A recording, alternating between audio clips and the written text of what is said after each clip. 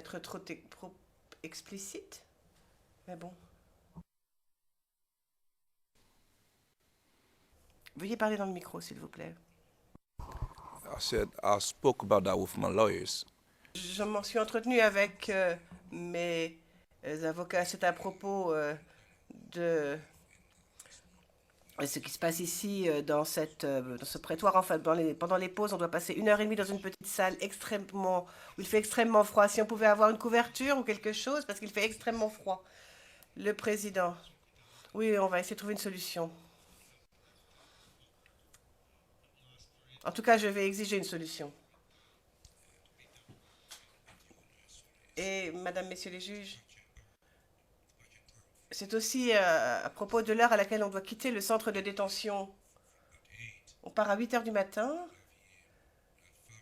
On arrive ici 5 minutes après. Ce qui signifie que pendant 1 heure et demie, on est donc dans cette petite pièce où il fait très très froid. Le président, oui, je vais m'enquérir de tout cela. Ne vous inquiétez pas. Alors, j'ai quelques questions administratives. Les équipes de la défense ont 2 sessions d'audience pour questionner, donc jusqu'au déjeuner. Et j'espère qu'avant le déjeuner aussi, on pourra avoir les questions supplémentaires du bureau du procureur. Sinon, les questions supplémentaires auront lieu après le déjeuner. Donc, c'est à vous de vous arranger avec ces 2 séances pour vous distribuer le temps nécessaire. Et l'après-midi,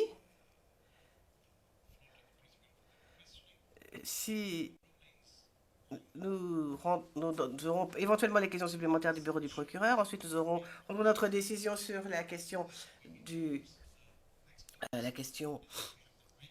mot président déjà, la question aussi des témoins. Ensuite, nous aurons la pause.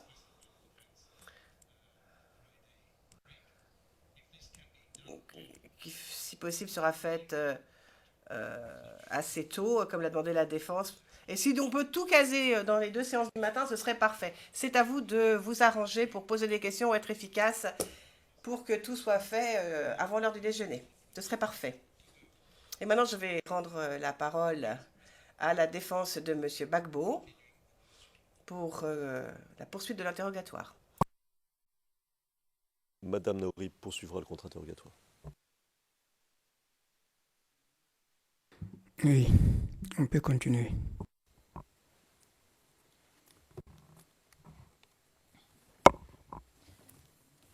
Bonjour, Madame le témoin. Bonjour, est-ce que vous avez passé une bonne nuit? Et j'espère que vous vous êtes bien reposé. Je remercie Dieu.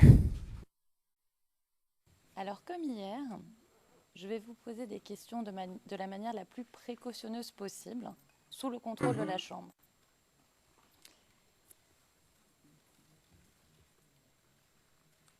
Vous nous avez dit hier que la situation était difficile à Abobo à partir du 2e tour des élections présidentielles. Je vais donner les références pour la Cour, page 100, ligne 13, et page 99, ligne 18. Et quand je vous demandais si vous essayez de comprendre pourquoi il y a des tirs à Abobo, vous m'avez répondu, et je cite les transcrits français, page 100, ligne 23, « On songeait à tout ça, tous ces problèmes-là. » Fin de citation. Quand vous parliez de ces problèmes dans le quartier, est-ce que vous discutiez des causes des violences ?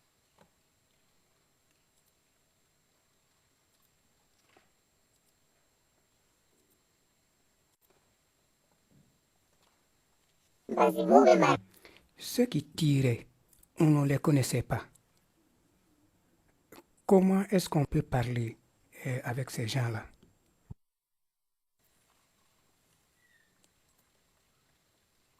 Ma question n'était pas si vous parliez avec les gens qui tiraient, mais est-ce que vous essayez, vous habitez dans le quartier depuis longtemps, et est-ce que vous, quand vous parlez, avec vos amis, vos proches. Vous nous avez dit hier que vous aviez peur. Est-ce que vous essayez de comprendre d'où viennent ces violences?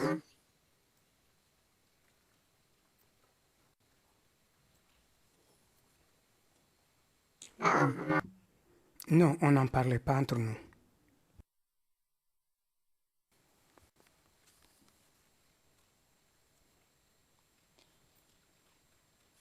Vous nous avez dit hier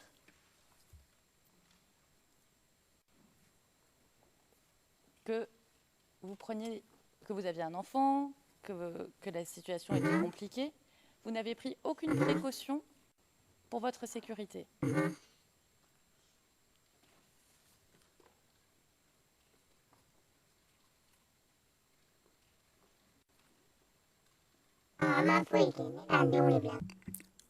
Nous n'avons pas pris de dispositions particulières. J'ai tout simplement envoyé mon enfant hors d'Abidjan.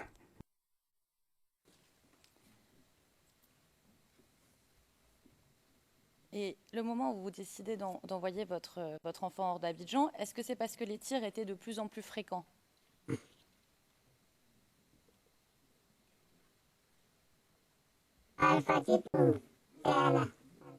Il y avait beaucoup de tirs. On avait peur. Il y a des gens qui sortaient. Bon, nous avons commencé à faire sortir certains de nos gens aussi.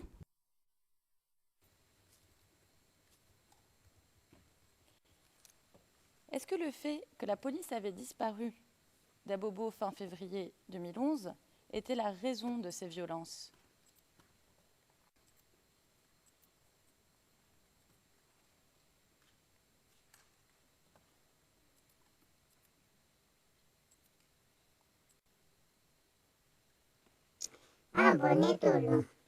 Ça, je ne sais pas. Quand tu es dans ton quartier, dans ta maison, tu ne peux pas te promener pour savoir où la police est, où elle n'est pas. Ça, je ne suis pas au courant.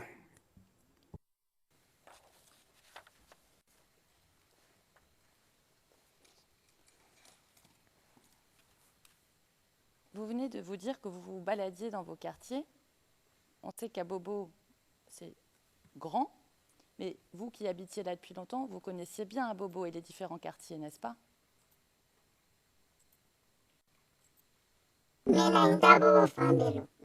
J'ai duré là-bas, je connais, là où j'habite à Abobo, je connais, mais je ne connais pas tout Abobo. Je vais au marché, je fais mes activités, je connais, bon, je ne me promène pas trop bien pour connaître tous les quartiers. Bon, je suis là-bas à Abobo, ça fait longtemps, mais je ne me promène pas, je fais tout simplement mes activités. Là où j'habite, je sors de ma maison, je prends de l'eau. Quand je vais au marché, je fais mes courses et je reviens. Je vends mes marchandises, je reviens. Et quand je fais la cuisine, bon, c'est ces activités que je mène. Vous dites que vous vendiez et vous vendez toujours des marchandises. Par conséquent, vous êtes quand même obligé de sortir un petit peu de l'endroit où vous habitez.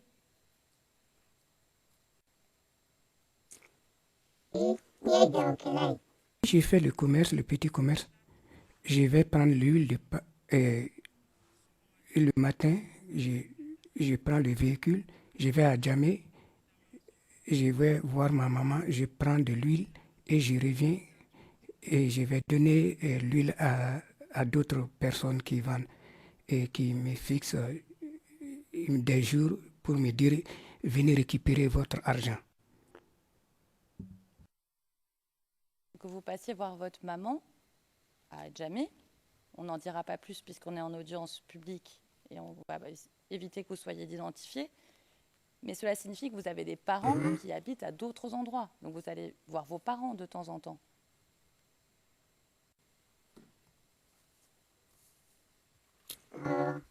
Oui, j'ai des parents à Abidjan, dans d'autres quartiers.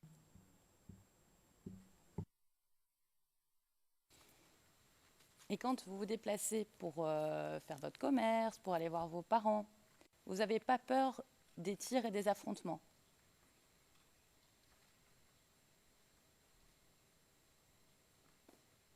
Quand il y avait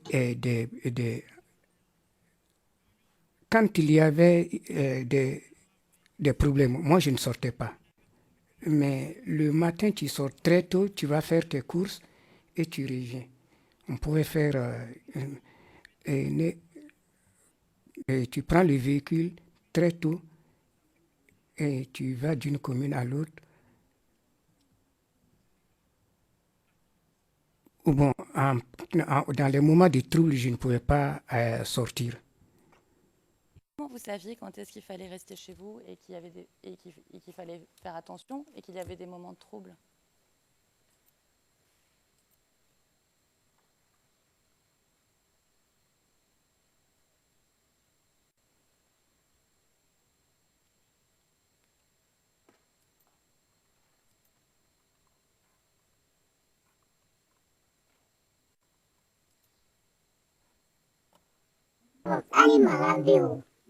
Quand il y a trouble ou qu'il n'y a pas de trouble, parfois tu peux sortir très tôt, mais quand toi-même tu vois qu'il y a des troubles, et là tu décides de ne pas sortir, tu restes dans ta cour.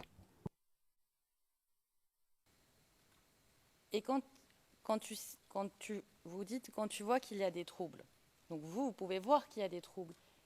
Est-ce que vous aviez peur de ces troubles parce que vous ne saviez pas d'où ils venaient? Par exemple, de gens qui n'étaient pas visibles, comme les commandos Foignon.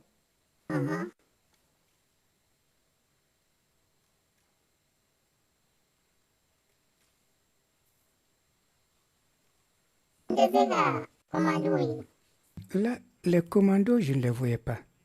Et là où je suis, il n'y a même pas une voie bitumée. Et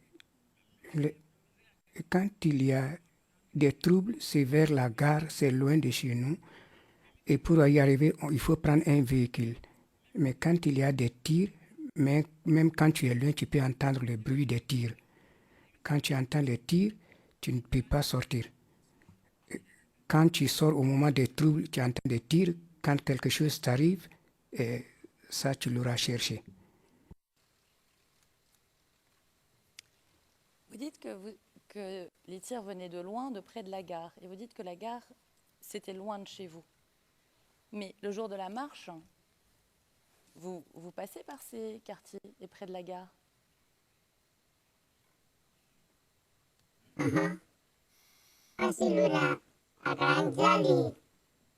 Le jour de la marche, il avait été décidé et nous sommes partis de bon cœur vers la gare.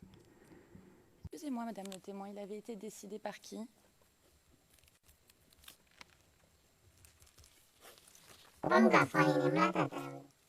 C'est Minata Traoré qui nous avait parlé de la marche et c'est à cause de cette information que nous avons eue, nous sommes partis.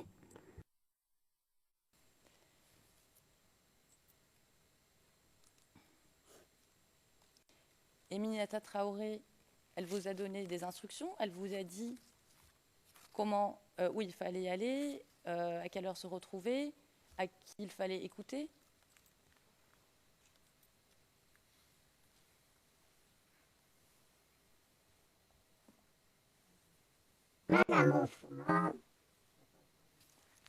Non, Manette ne nous a pas donné des instructions précises.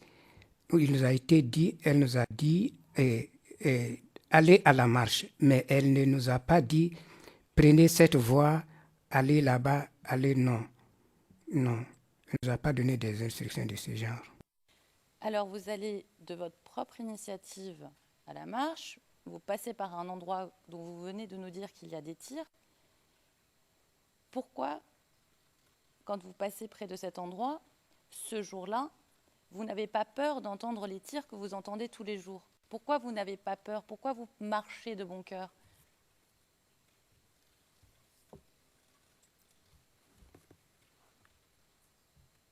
Le matin, quand on partait, il n'y avait pas de trouble, il n'y avait pas de bruit, il n'y avait pas de bruit de tir.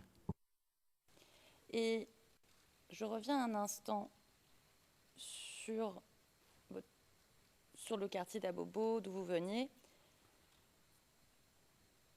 Vous n'êtes jamais allé au quartier PK18?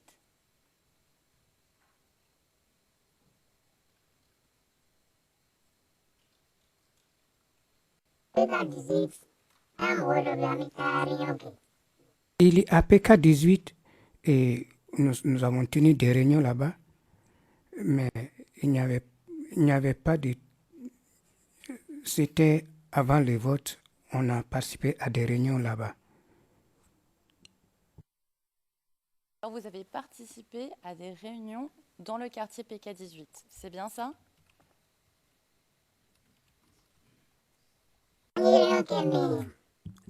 Oui, c'était des réunions des ressortissants d'un même village, ça n'avait rien à voir avec la politique.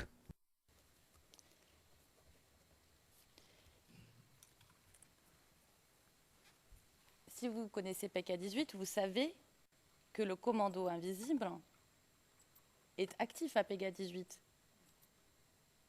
Vous le savez, ça?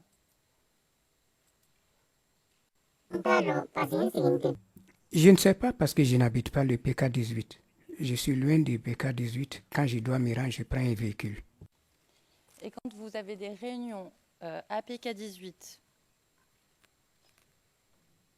vous n'avez pas peur de la situation sécuritaire là-bas, alors que vous avez forcément entendu parler du commando invisible?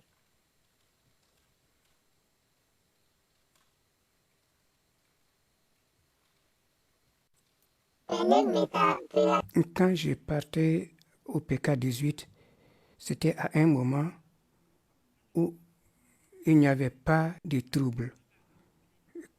Et quand il y avait des troubles, on ne partait pas. Au moment où on y partait, c'était pour des réunions de famille à des moments où il n'y avait aucun trouble, il n'y avait pas de problème en ce moment. Et c'était quelle période alors, s'il n'y avait pas de trouble?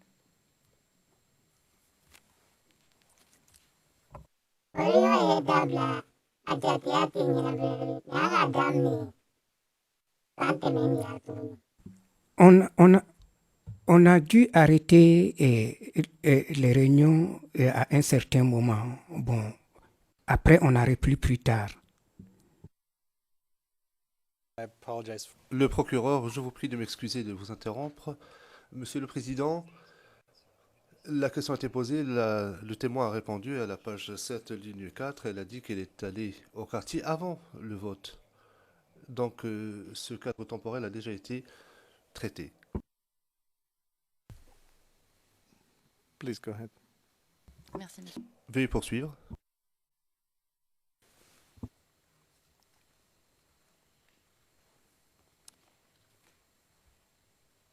Madame le témoin,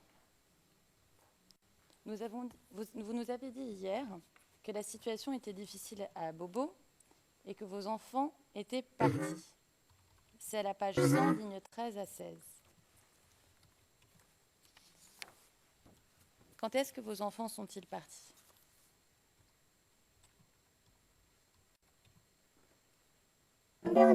Les enfants sont partis après la marche.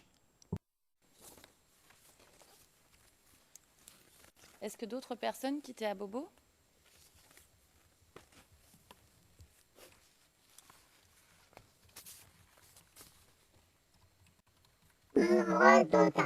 D'autres gens sont partis. Quand tu t'arrêtes devant la maison, tu vois des gens qui partent.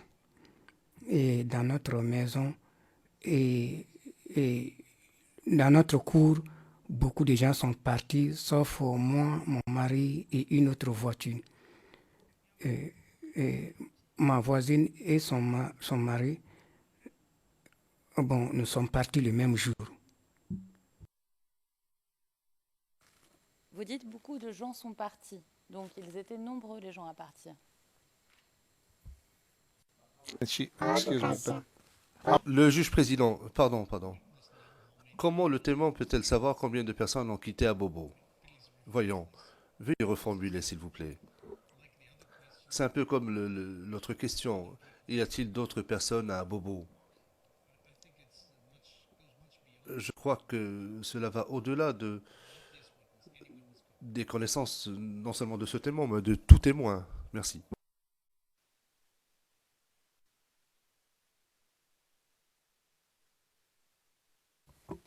Alors je reformule. Donc, dans votre entourage personnel, est-ce que beaucoup de gens sont partis?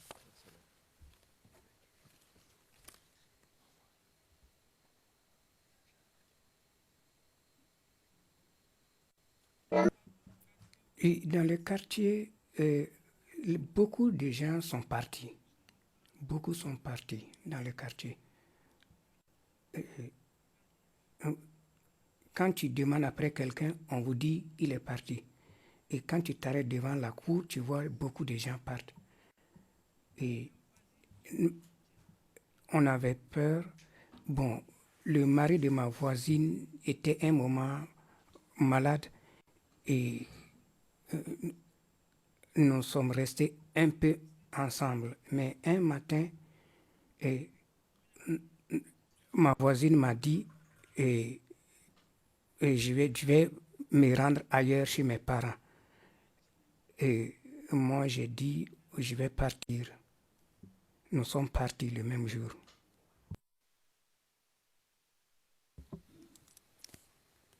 Pourquoi? Pourquoi vous êtes partis? Et pourquoi surtout les gens partaient? Vos proches, évidemment.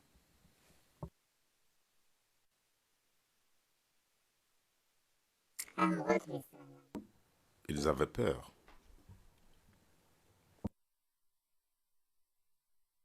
De quoi avaient-ils peur? Les tirs d'armes, même si vous ne voyez pas les gens tirer, en les entendant, vous ne pouvez pas être tranquille.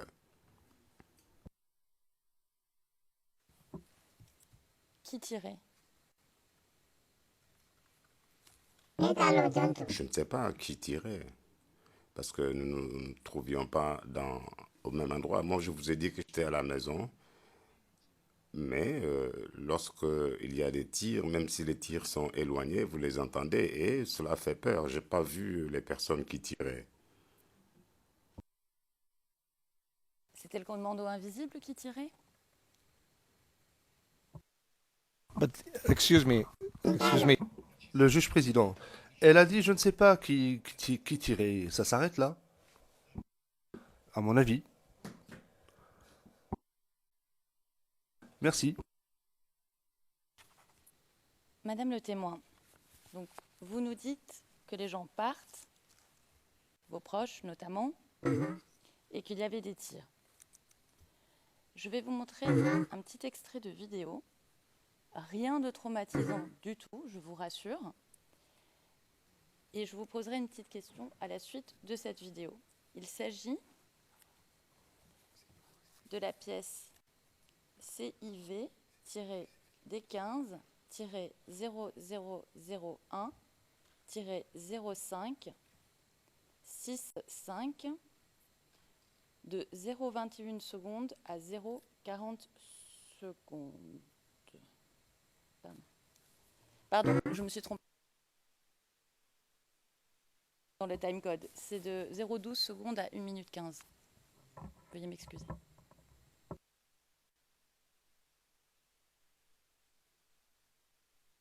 Excusez-moi, est-ce qu'on peut avoir la cote, le IRN encore? Oui, bien sûr, pardon. CIV-D15-0001-0565.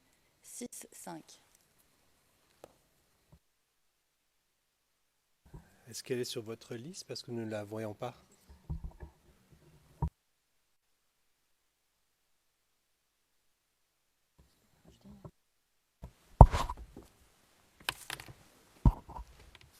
Si vous permettez un mot. Oui, elle est sur la liste, mais cette pièce a été rajoutée hier lorsque l'on a regardé les pièces, on s'était aperçu que celle-ci avait été mise de côté, on l'a remise dans la liste. Vous l'avez reçue hier, en fin de journée.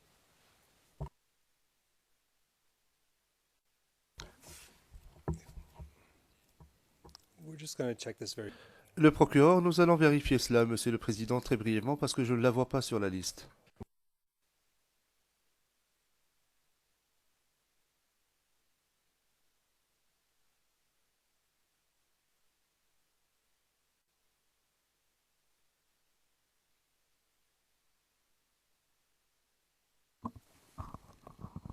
was added yesterday. Le président, elle a été ajouté hier par voie de courriel à 6h20, à 18h20. Le procureur, oui, je le vois maintenant, monsieur le président, merci.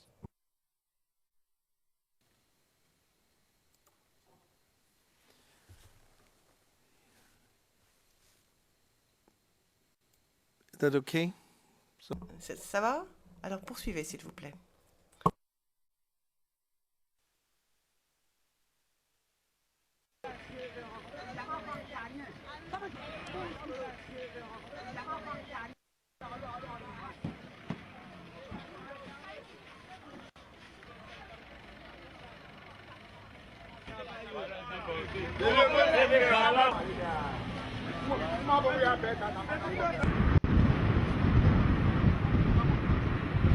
Étant couché à la maison, ma maman m'a appelé, elle à San Pedro, que le capitaine de la police a dit de quitter les lieux, de quitter Abobo, parce que ce qui est en cours est grave. Et quand on venait, les gens commençaient à tirer en désordre. Donc voilà pourquoi nous partons se réfugier chez les parents. Puis les rebelles sont positionnés partout à Bobo. Ça, c'est pas de la blague. Et la question même en cœur, on ne sait pas comment ils se sont arrangés. Ils sont rentrés à Bobo PK18 avec les armes. Ils sont vraiment positionnés à Bobo. Voilà pourquoi nous quittons à Bobo pour aller se réfugier chez les parents à Yukougon, Plateau, André Cocody, un peu partout. Dans notre pays, on peut nous arriver dans notre pays, on est parti où? On ne peut pas partir quelque part. Ici, la CGI, on est fatigué. On est fatigué. Que Dieu ne va nous aider. Et à nos enfants, regarde nos enfants.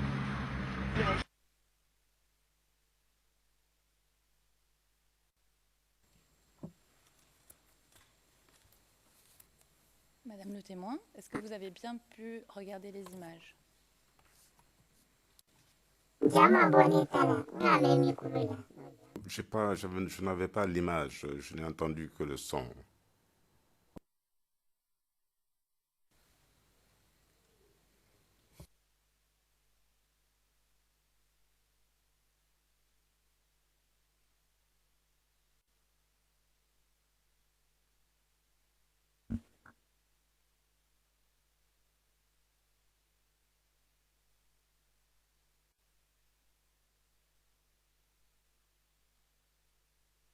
This could and should have been done. Ceci aurait dû être fait à l'avance quand même. Il va maintenant que nous revoyons à nouveau la vidéo.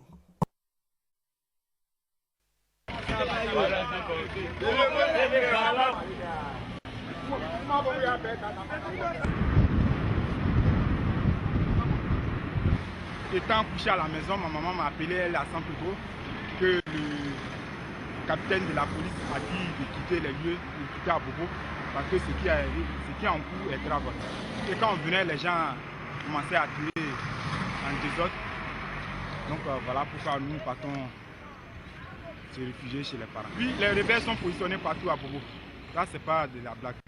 Et la question même en cœur, on ne sait pas comment ils se sont arrangés. Ils sont rentrés à Bobo PK18 avec les armes. Ils sont vraiment positionnés à Bobo. Voilà pourquoi nous quittons à Bobo pour aller se réfugier chez les parents à Yukougon, de Plateau, André Cocody, un peu partout. Dans notre pays, on peut nous arriver dans notre pays, on est parti où? On ne peut pas partir quelque part. Ici, la CGI, on est fatigué. On est fatigué. Que Dieu ne va nous aider. Et à nos enfants, regarde nos enfants.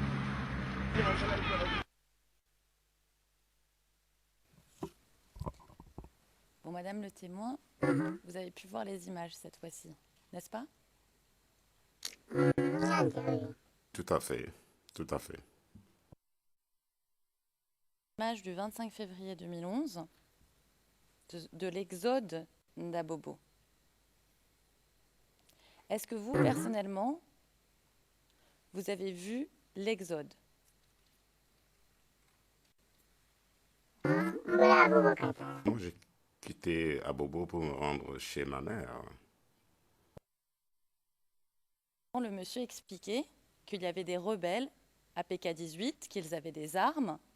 Et vous nous avez dit hier, dans le transcrit français, page 65, lignes 19 à 24, j'ai entendu parler de gens qui disparaissaient, mais je ne les connais pas personnellement. Il y a une question qui est posée et vous dites, Des fois, je me retrouvais dans les endroits où j'entendais les conversations qui faisaient référence à cela. Fin de citation.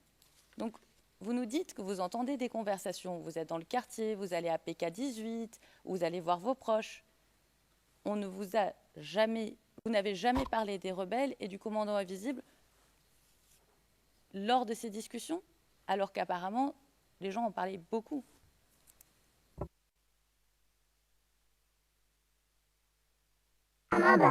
Non, nous n'en avons pas parlé. C'est ce que j'ai dit. Moi, lorsque je me rendais au PK18, ce n'était pas pendant la crise. J'y allais pour assister à des réunions de ressortissants de mon village et je revenais chez moi. Je n'habitais pas au PK18. Autre thème. J'aimerais revenir un instant sur votre arrivée au rond-point du Banco. Est-ce que vous étiez arrivé dans les premières au rond-point?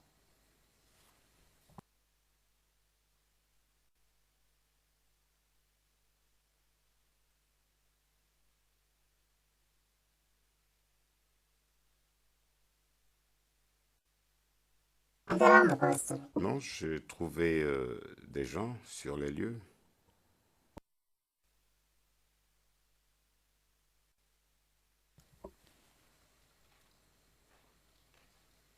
Est-ce que les gens étaient déjà nombreux ou c'était que quelques personnes qui venaient d'arriver quand vous arrivez personnellement? Il y avait déjà une foule quand nous sommes arrivés. Une foule, est-ce que vous pouvez évaluer à peu près ces 50 personnes, 100 personnes, 20 personnes? Je ne peux pas estimer le nombre de personnes qui étaient sur les lieux.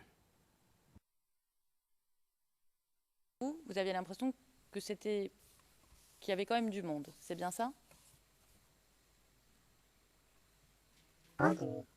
Tout à fait.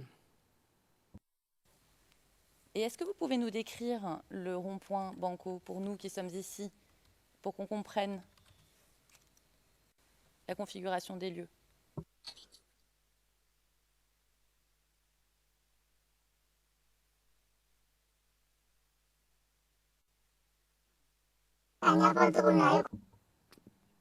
C'est comme un carrefour et un rond-point. Les voitures font le tour. C'est ainsi que je peux décrire cet endroit.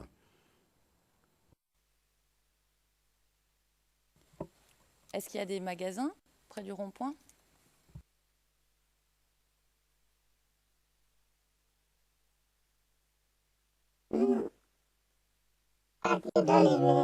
Quartier où des véhicules s'arrêtent pour prendre des passagers.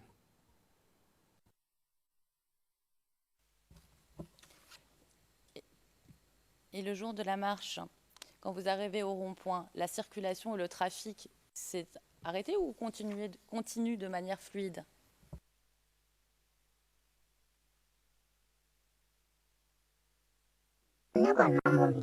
Je n'ai personnellement pas vu de véhicule. Moi, je pensais à nous-mêmes et à notre marche.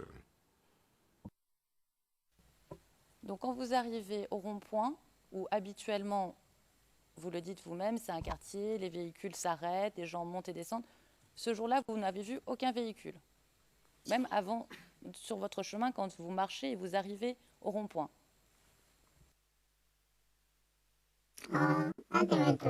Oui.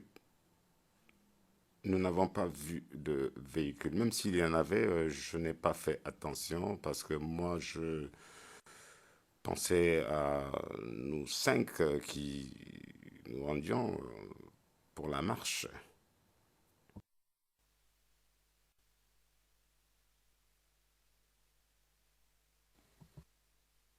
Merci.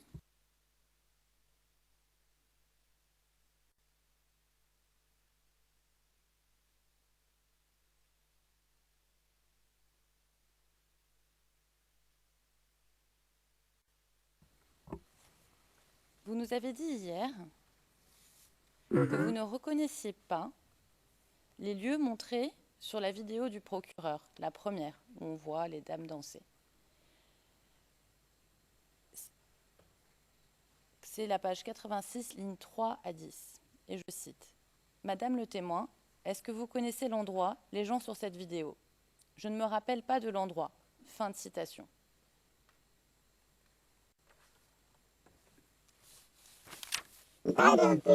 Non, parce que cela remonte à très très longtemps. Les images que j'ai vues sont différentes. Parce que l'autre image, j'ai reconnu des gens parce que nous avions des spatules, nous avions des pancartes, mais je ne peux pas vous dire exactement qui les portait. Donc, les gens qui étaient sur place, je ne les connaissais pas. Moi, je connais les gens avec qui je me suis déplacé. Vous ne pouvez pas connaître toutes les personnes. On va y revenir dans une minute. Mais là, la question, c'est l'endroit, c'est-à-dire le lieu physique, géographique qu'on voit sur la vidéo. Vous avez dit au procureur hier que vous ne vous rappeliez pas cet endroit, que vous ne reconnaissiez pas cet endroit. Alors, est-ce que c'est possible qu'il s'agissait d'une autre marche?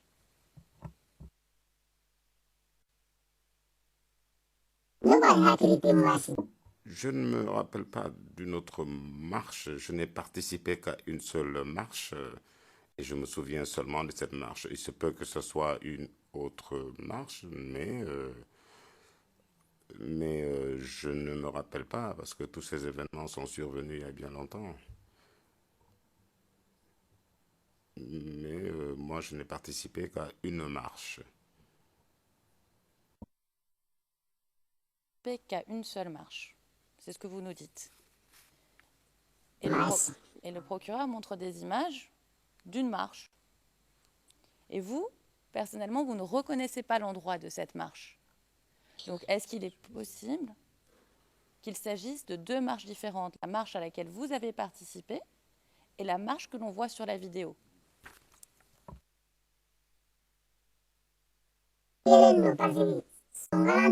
Parce que nous tenions des spatules, donc il s'agit d'une seule marche.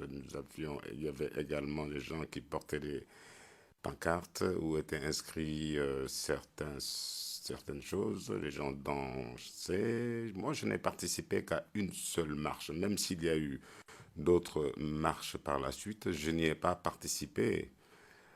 Certains portaient des pancartes. Vous savez que c'est la même marche parce qu'il y avait des spatules. C'est-à-dire que ce n'était pas une habitude de prendre des spatules lors de marche?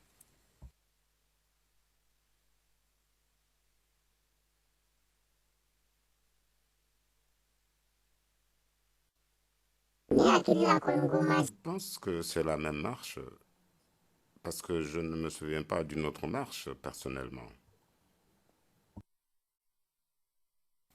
Vous vous souvenez pas d'une autre marche, mais ça aurait pu être une autre marche.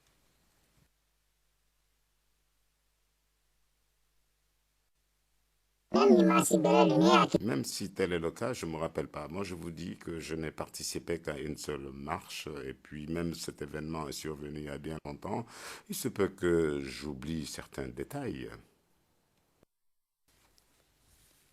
Des détails, on comprend tout à fait. Là, on parle du lieu et un des lieux principaux où cette marche a eu lieu. Et vous nous avez dit, vous avez dit au procureur, vous l'avez dit dans votre attestation écrite, je n'ai pas les références, mais je peux les retrouver, qu'il y avait eu plusieurs marches, que vous aviez entendu parler d'une marche à Trècheville, d'une marche à Bassam. Donc, il y avait plusieurs marches quand même qui étaient organisées, notamment par le RDR.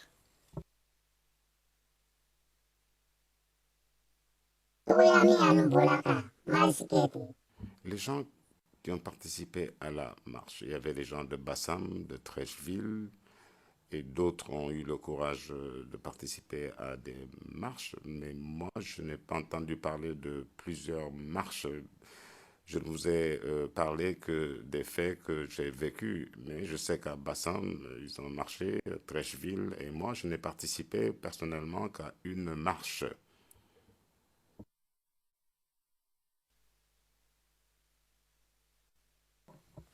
Qu'est-ce que vous portiez le jour de la marche, comme habit?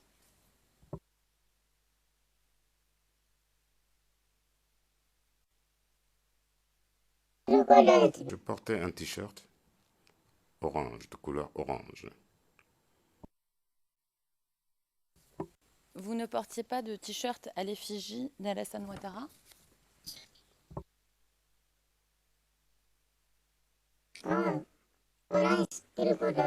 Non, c'est un t-shirt orange que je portais. Comme aujourd'hui. Alors, pourquoi vous ne portiez pas de t-shirt à l'effigie d'Alassane Ouattara? Est-ce que vous vouliez mettre un t-shirt comme ça? Et pourquoi ne pas l'avoir fait?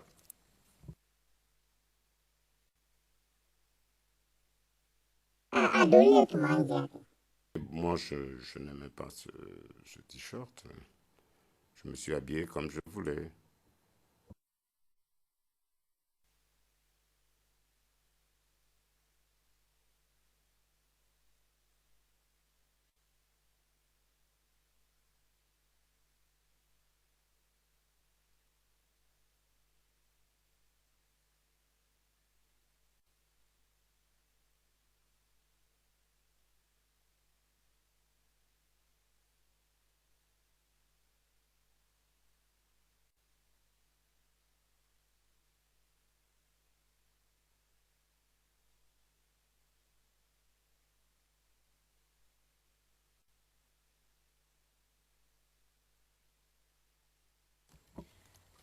Alors, veuillez m'excuser parce que je vais chercher en même temps la référence de votre attestation, déclaration écrite que vous avez donnée au procureur quand vous l'avez rencontré.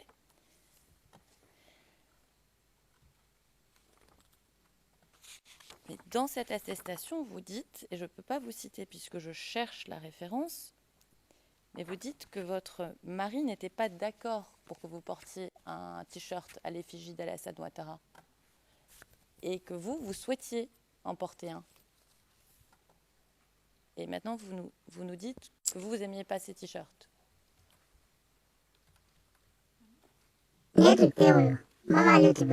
C'est maman Fatimata Koulibaly qui portait un tel t-shirt.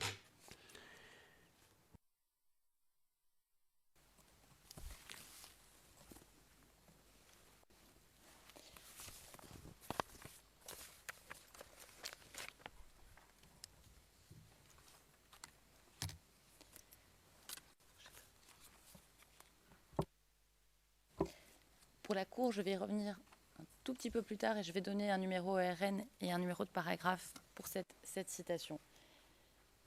Nous parlions du moment où vous êtes arrivé au carrefour. Donc, vous dites, il y a du monde, vous ne voyez pas les véhicules. Est-ce qu'il y avait des enfants? Est-ce qu'il y avait d'autres personnes que des femmes? Je n'ai personnellement pas vu d'autres personnes. Je n'ai vu que les femmes. Nous avons trouvé beaucoup de femmes sur le lieu. Donc, sur un carrefour, un endroit vivant où des véhicules passent, où la vie ne s'est pas arrêtée, vous ne voyez pas d'enfants, pas de jeunes gens, pas de conducteurs. Vous voyez que des femmes.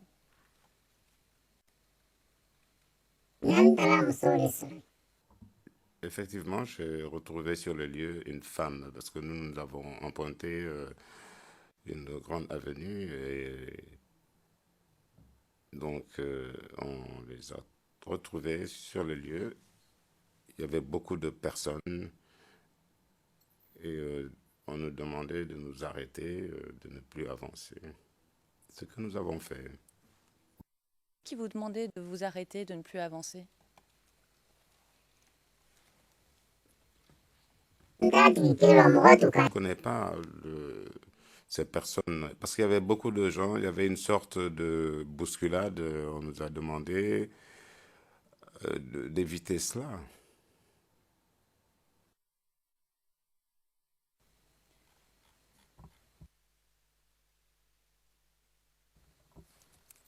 Alors, le procureur nous a montré une vidéo hier et je voudrais vous montrer quelques arrêts sur image de cette vidéo. Encore une fois, rien de traumatisant, rien qui va vous faire revivre les choses douloureuses que vous avez vécues.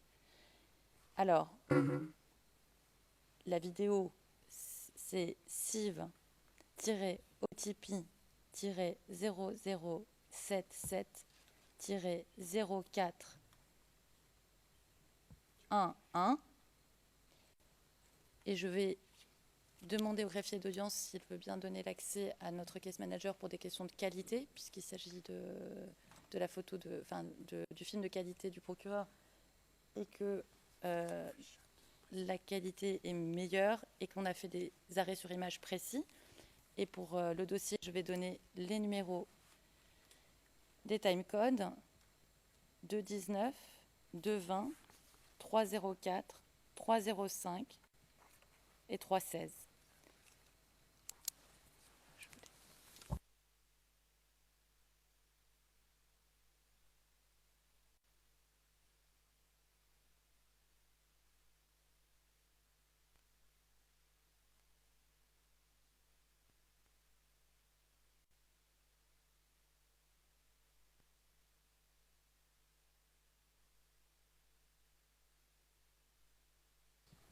C'est un peu technique, Madame le témoin, mais les images vont vous arriver. Si vous ne voyez pas les images, n'hésitez pas à le dire à la chambre pour qu'on puisse faire le nécessaire.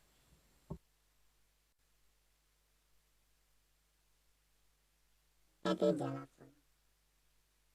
ne vois pour l'instant rien.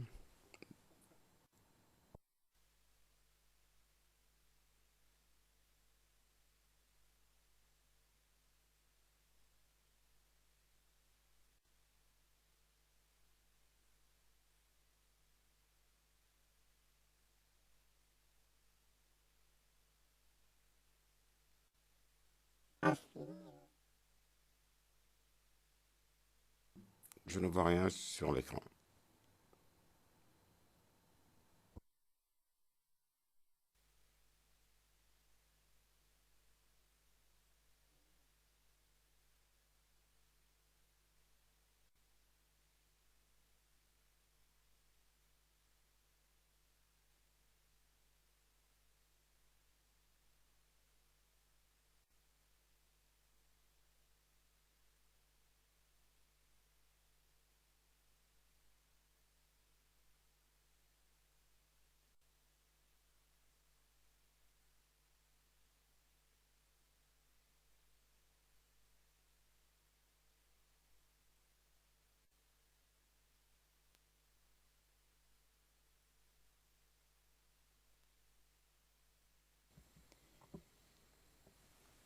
Vous avez vu ces images et je vais vous montrer un extrait, toujours de la même vidéo, CIV-OTP-00770411, timecode 2 minutes 26 à 2 minutes 30. Donc c'est quelques secondes, puis je vais vous poser une question.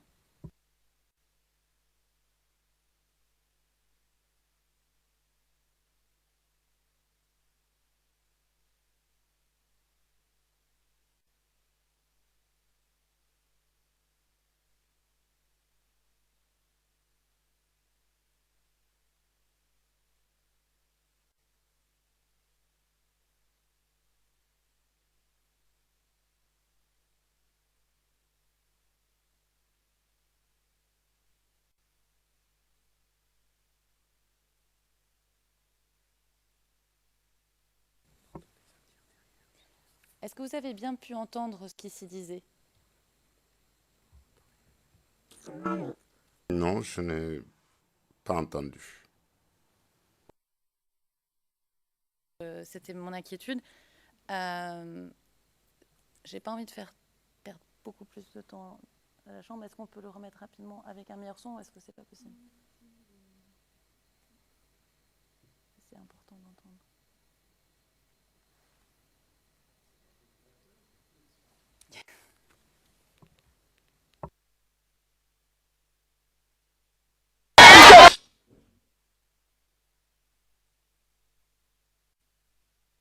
On est désolé, monsieur le juge, c'était pas voulu. Oui, on est passé d'une extrême à l'autre. Pardon.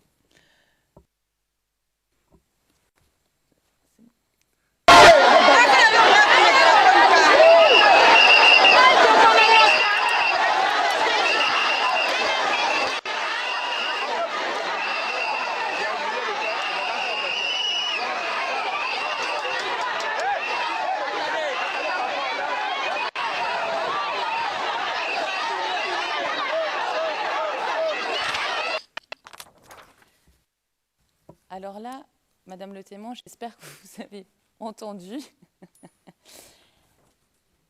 On entend des gens qui parlent en djoula. Est-ce que vous avez entendu ce qu'ils disent?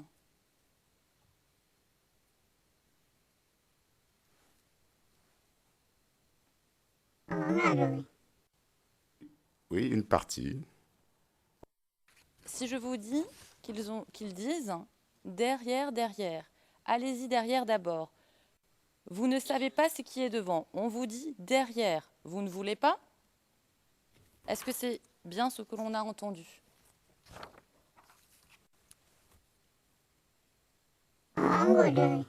Oui, j'ai entendu de tels propos. Oui.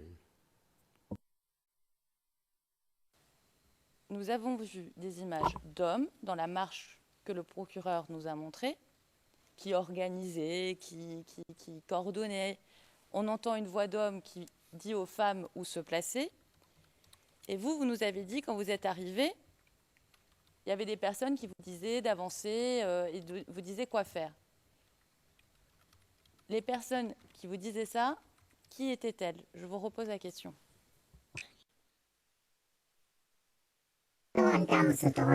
Je ne connais pas le nom de cette femme. Donc c'est une femme qui vous a dit où aller, où avancer, comment faire. Lorsque nous sommes arrivés, c'est une femme qui nous a donné des instructions, qui nous a demandé de nous arrêter à un certain endroit et de ne plus avancer. C'était bien une femme. La marche à laquelle vous avez assisté, que ce soit la marche de la vidéo du procureur ou ce que vous vous rappelez personnellement, il n'y avait pas des hommes qui dirigeaient les danses, comme on a vu là, qui dirigeaient les femmes, qui vous disaient où être. Il n'y avait pas d'hommes du tout. C'est ce que vous nous dites.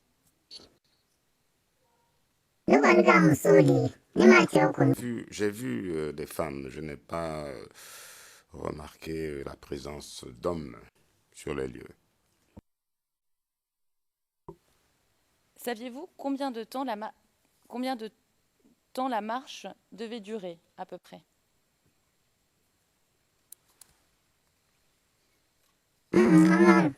Non.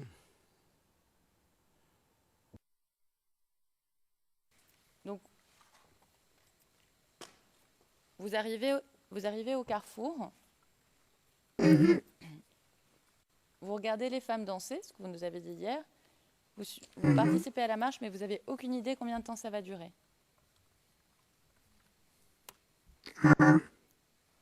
Tout à fait. Est-ce que vous saviez quel chemin vous alliez emprunter?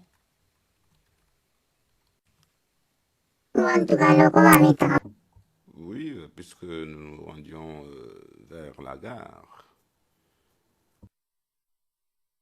Vous allez prendre?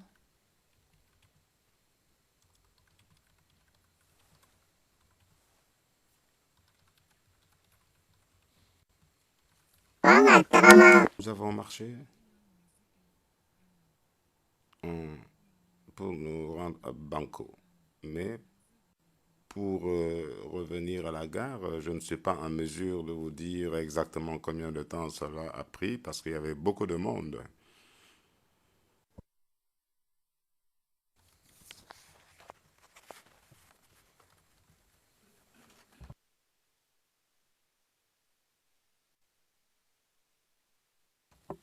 Vous nous avez expliqué que vous connaissez bien Abobo. Est-ce que vous saviez où se trouvait le camp commando?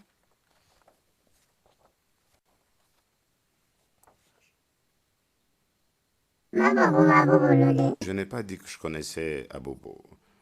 je connais le quartier où j'habite.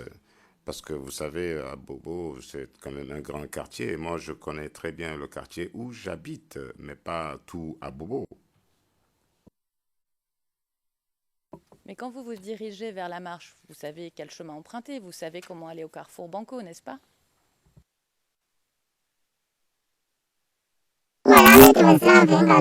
Oui, oui, parce que c'est le même chemin qu'on empruntait pour aller au marché. Et le camp commando n'est pas loin.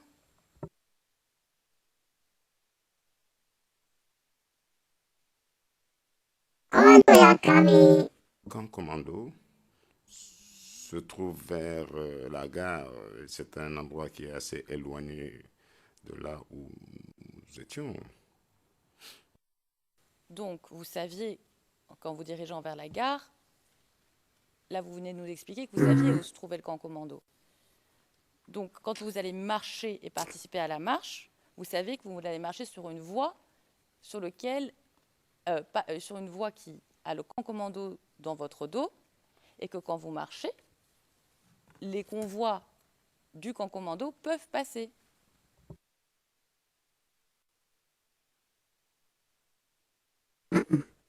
Non. Lorsque vous parlez du camp commando à Bobo, il y avait la gendarmerie, un autre camp appelé camp commando. C'est comme un quartier, c'est ce qu'on appelait camp commando, et je pense que c'est de ça que vous parlez. Mais je n'ai pas vu des commandos en tant que tel. Il y a un quartier qui s'appelait camp commando, c'est un camp. Sinon, s'il y a des commandants ou pas, je ne sais pas, mais à la gare, il y a un camp de gendarmerie, un chemin qui mène au camp commando.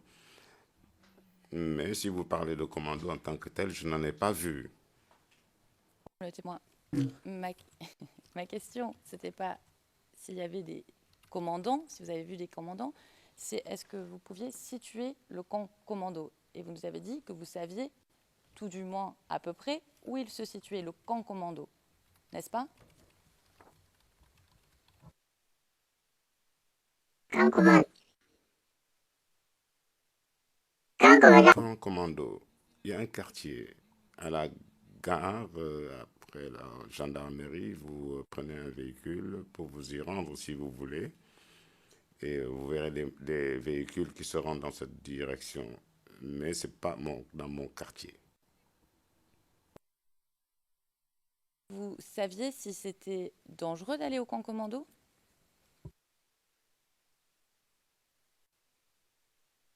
Dans le quartier camp commando?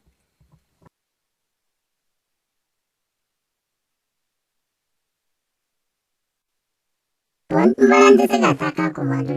je ne suis pas allé là-bas. Moi, je préfère emprunter un autre chemin, c'est mieux. Autre chemin.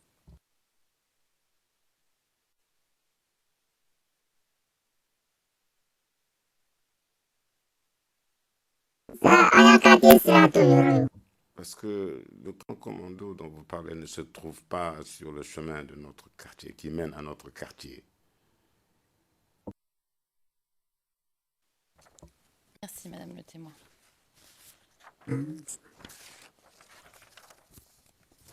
Je voudrais revenir aussi sur la discussion que nous avons eue hier.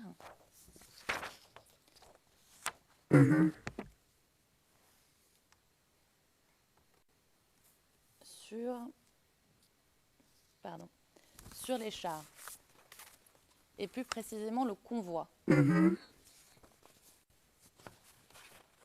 Un convoi, c'est plusieurs voitures qui se suivent, et un char, c'est un véhicule en tant que tel. Est-ce que vous êtes d'accord?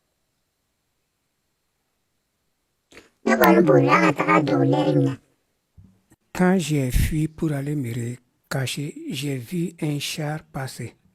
Je ne connais pas le nombre, mais j'ai vu un char passer qui partait vers Adjamé. Quand il est passé, je suis sorti. Parfait. Alors, je voudrais vous remontrer un extrait de la vidéo du procureur. Rien d'inquiétant, puisque cet extrait a été montré hier. Je voudrais que vous écoutiez bien ce que l'on entend. C'est CIV-OTP-0077-0411, timecode de 4 minutes 03 à 4 minutes 07.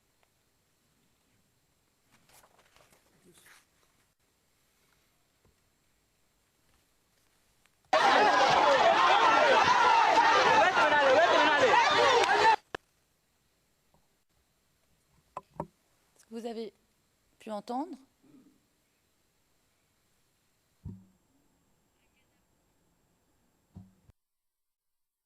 Pardonnez mon accent. J'ai entendu cette partie. Si. Est-ce que cela signifie bien ne courez pas, ils passent, ils ne font que passer? I do not understand. Why do you not simply... Je ne comprends pas pourquoi vous ne lui demandez pas simplement qu'est-ce que vous avez entendu, qu'est-ce qu'ils ont dit, plutôt que de mettre dans sa bouche ce qu'ils ont dit. Je ne comprends vraiment pas pourquoi vous posez la question de cette manière. Demandez-lui simplement ce qu'elle a entendu. Qu'avez-vous entendu? C'est ce que je dirais. Bon, maintenant c'est fait.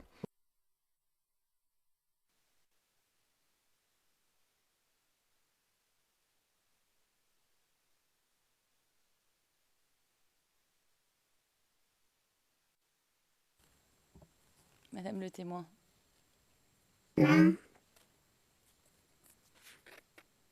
Est-ce que vous avez entendu ce que je viens de dire? Et vous pouvez le répéter dans vos propres mots si vous le souhaitez.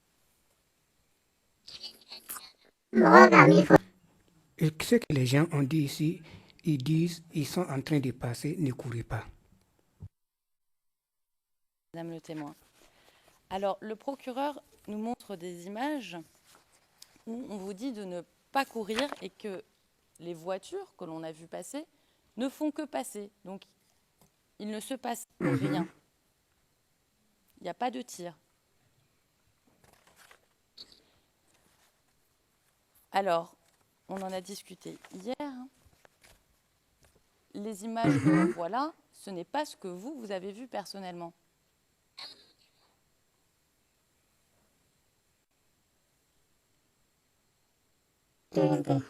Ce pas les mêmes images. Je vous remercie. Alors pour finir, venons-en à l'incident du 3 mars 2011. Vous nous avez dit hier, et je cite le transcrit français, page 102, lignes 13 à 15, « Oui, dans la foule, vous ne pouvez pas danser, vous risquez de bousculer les gens. C'est la raison pour laquelle elles se sont mises à l'écart. » Fin de citation. Et vous nous parliez des femmes qui dansaient. Puis vous dites, page 103, lignes 14 et 15, « Nous, les femmes qui dansaient, se sont enfuies lorsque cette chose est tombée. » Pardon. Fin de citation. Pourquoi avoir employé le terme « chose » ? Vous ne savez pas ce qui est tombé ?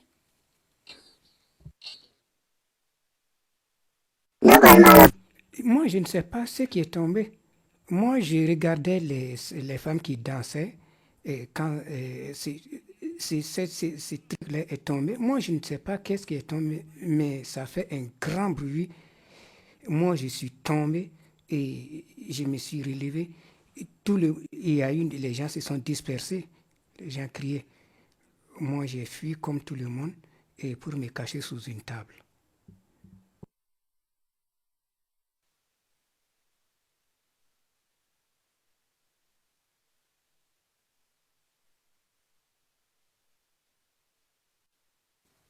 Madame le témoin, dans votre déclaration écrite que vous avez donnée au procureur, vous dites, à paragraphe 42, et je vais donner la référence pour la cour, CIV-OTP-0070-10-72-10 R01. J'ai compris qu'un obus était tombé. Pour moi, un obus, c'est une sorte de bombe. Et aujourd'hui, vous nous dites qu'il s'agit d'une chose et que vous n'avez rien vu tomber. Alors, ma question... Allez-y.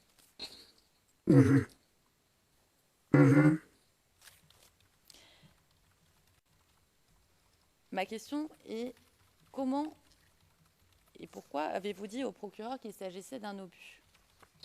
Comment avez-vous su qu'il se serait agi d'un obus et pourquoi vous en parlez dans votre déclaration donnée au procureur? Oui, oui.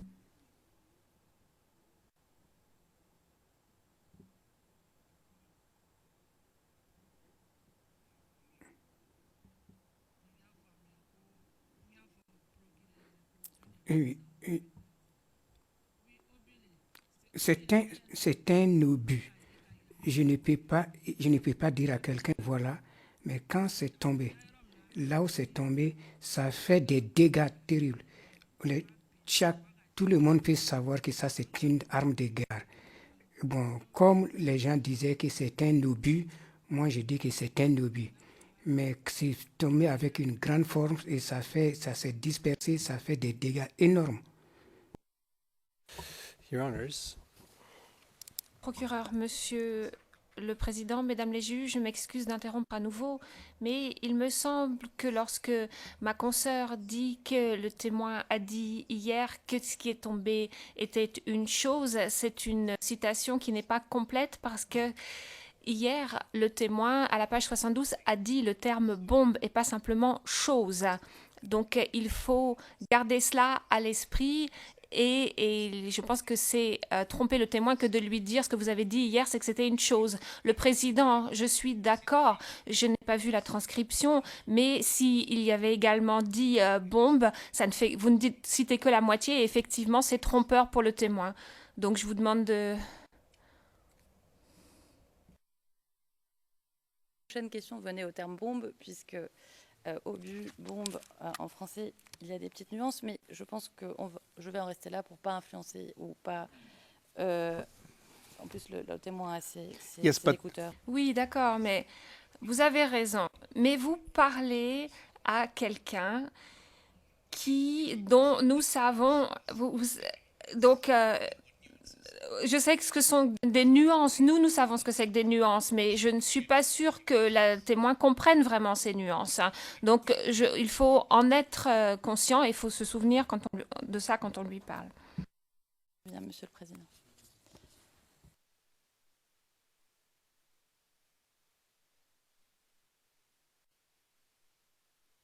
Alors, Madame le témoin, toujours concernant l'incident du 3 mars. Donc, vous nous avez expliqué hier que Mama était proche de vous, n'est-ce pas?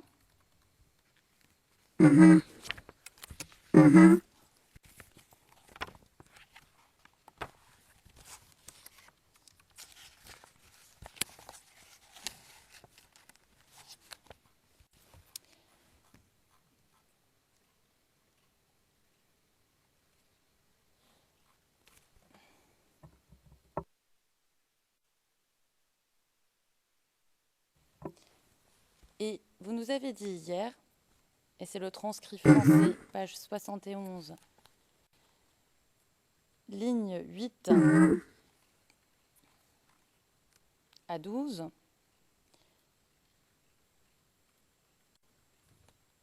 ma question était, tout à l'heure, vous nous avez dit que des femmes avaient été tuées. Est-ce que ça, vous l'avez vu? La réponse, oui. Je ne me suis pas approchée, j'ai vu des gens qui se sont écroulés, j'ai peur, et donc c'est la raison pour laquelle je me suis mise à l'écart. Et on poursuit par la ligne 13. La question qui vous a été posée, pouvez-vous nous dire dans quel état se trouvaient les gens que vous avez vus par terre? Vous répondez, ligne 14, moi je suis tombée, je n'ai pas pu regarder, je ne me suis pas rapprochée des gens qui étaient tombés. Question, ligne 17, dans quel état vous retrouviez-vous, vous personnellement, après que vous êtes tombé? Réponse, ligne 19, je ne pensais à rien. Lorsque je suis tombée, je me suis rendu je me suis rendu compte tout simplement.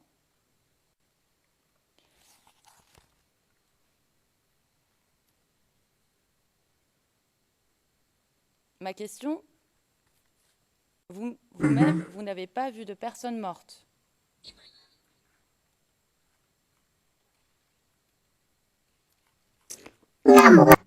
J'ai vu. Les gens étaient tombés, ils ne bougeaient, ces personnes ne bougeaient pas. Et je ne me suis pas approché, mais ces personnes qui sont tombées ne bougeaient pas du tout.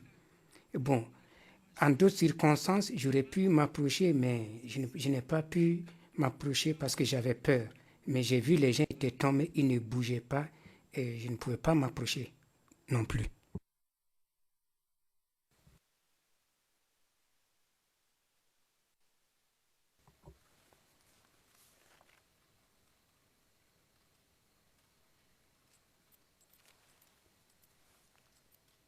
Merci, Madame le témoin. Et vous, vous n'étiez pas blessée, n'est-ce pas? Oui, je n'étais pas blessé.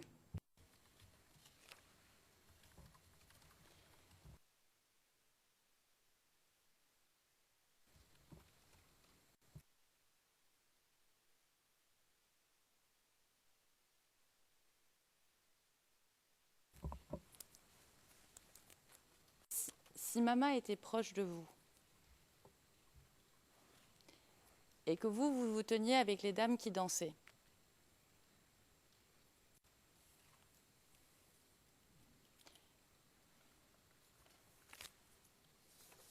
et qu'il était... Allez-y, je vous laisse la parole, Madame le témoin. Moi, j'ai dit, maman était juste devant moi. Il y avait une seule personne entre maman et moi. Elle s'est même retournée pour moi. Elle dit, maman, approche-moi et approche de toi. Et je suis resté. Je n'ai pas approché d'elle. Elle était juste devant moi. Et quand l'incident est arrivé, vous n'aviez aucune idée d'où elle était. Vous étiez désorienté. Vous ne saviez pas où elle était. Maman était devant moi. Quand cette affaire est tombée, moi, j'ai pensé à elle. Elle a pu s'échapper. Donc, j'ai fui aussi. Quand j'ai quitté, j'ai vu une personne que je connais et j'ai demandé à cette personne, est-ce que vous avez vu maman? Elle dit non, je n'ai pas vu, mais va à la maison. Et j'ai espéré, bon, on s'est perdu de vue.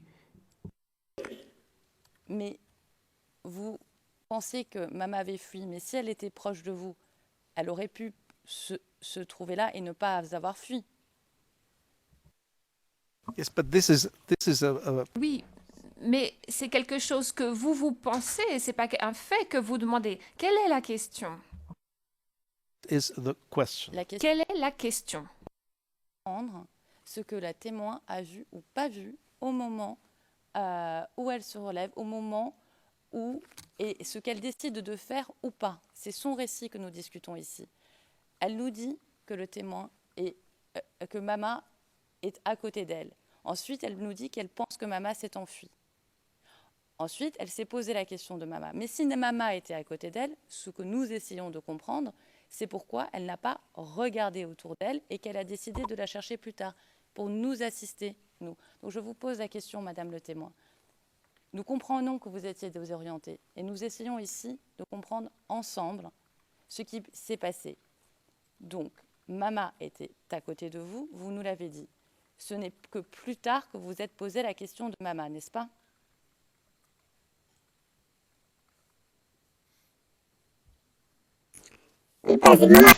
Maman était devant moi. Quand cet instrument est tombé, vous avez quitté la maison ensemble. Et bon, tu ne peux pas te mettre en tête que cette personne est décédée tout de suite. Mais même après, quand les gens m'ont dit que maman est décédée, moi, je ne croyais pas. J'ai cherché maman. J'ai vu un groupe, les gens avec lesquels je suis venu. J'ai vu une de ces personnes plus tard et j'ai demandé à maman. Mais maman était juste devant moi, elle n'a pas bougé. Mais quand cette affaire est tombée, plus tard, J'ai demandé à quelqu'un, est-ce que tu as vu maman? Mais va à la maison.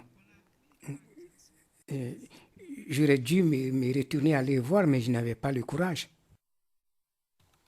Quand vous vous relevez, maman était à côté de vous, mais vous avez vu des gens qui ne bougeaient pas, c'est ce que vous nous dites, mais vous n'avez pas vu maman. C'est bien ça?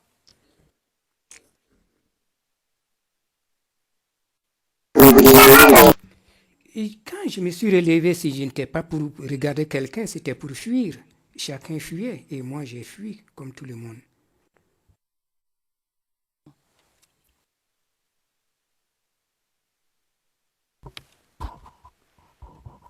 Et ceci conclut, Monsieur le Président, le contre-interrogatoire de l'équipe de Laurent Gbagbo.